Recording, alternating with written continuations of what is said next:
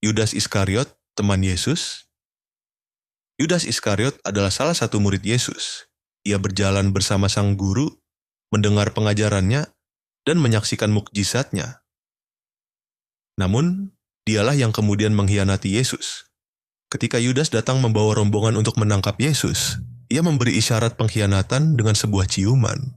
Matius pasal 26 ayat 50 berkata, "Tetapi Yesus berkata kepadanya, 'Hai teman, untuk itukah engkau datang?'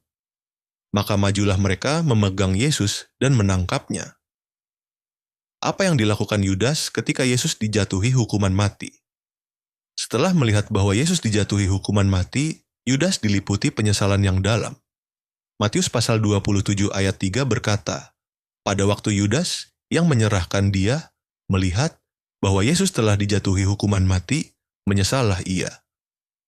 Lalu ia mengembalikan uang yang 30 perak itu kepada imam-imam kepala dan tua-tua. Yudas pun sangat menyesal, tetapi iblis mendakwa Yudas." Matius pasal 27 ayat 4 dan berkata, "Aku telah berdosa karena menyerahkan darah orang yang tak bersalah." Tetapi jawab mereka, "Apa urusan kami dengan itu? Itu urusanmu sendiri." Yudas ikut terlibat menyerahkan darah Yesus sebagai penebus dosa manusia. Dengan demikian, genaplah perkataan Yesus yang menyerahkan diri ke tangan manusia.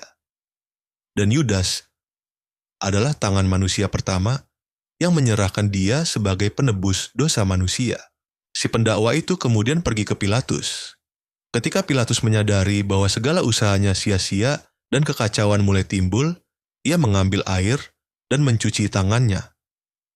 Matius pasal 27 ayat 24 berkata, "Aku tidak bersalah terhadap darah orang ini, itu urusan kamu sendiri." Matius pasal 27 ayat 25 berkata, "Dan seluruh rakyat itu menjawab, 'Biarlah darahnya ditanggungkan atas kami dan atas anak-anak kami.'" Rakyat dan keturunannya akhirnya mengaku dengan mulut mereka, maka darah yang mahal itu pun akan segera tercurah atas umat manusia. Mari kita berdoa.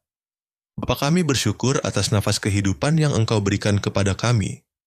Engkau tidak pernah memandang kami sebagai musuh-Mu, tapi kami selalu dikuatkan akan firman dan Roh-Mu yang Engkau genapi di dalam kami. Mampukan kami juga untuk selalu melakukan firman-Mu. Terima kasih Tuhan Yesus, di dalam nama-Mu Yesus Kristus, kami telah berdoa. Amin. Yuk dukung channel ini dengan like, komentar, dan subscribe.